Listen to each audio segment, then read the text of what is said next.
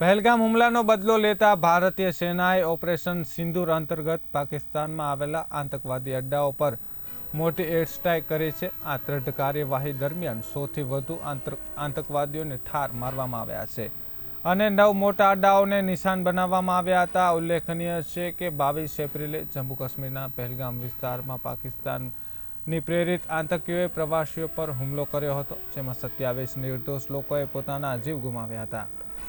સમગ્ર દેશમાં આ ઘટનાને લઈ ગુસ્સો જોવા મળી રહ્યો હતો, ત્યારે દેશમાં સેનાની આ કામગીરીની પ્રશંસા થઈ રહી છે। છોટાઉદેપુરના વેપારીઓએ પણ ભારતીય સેનાના પરાક્રમોને બિરદાવ્યા છે અને ખુશીની લાગણી વ્યક્ત કરી છે।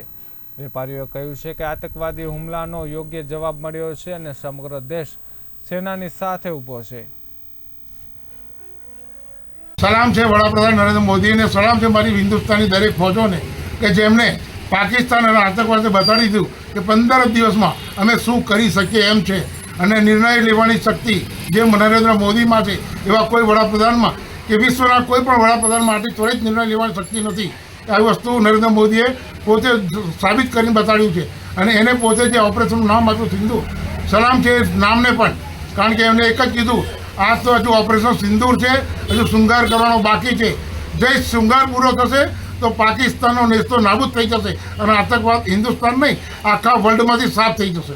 જે આતંકવાદીએ પહેલગામમાં નિર્દોષ લોકોની ધર્મ પૂછીને જે હત્યા કરવામાં આવી હતી, જેના બદલામાં ભારત સરકારની મોદી સરકારે પાકિસ્તાનમાં ઘૂસીને આતંકવાદીનો ખાતો બોલાવ્યો છે।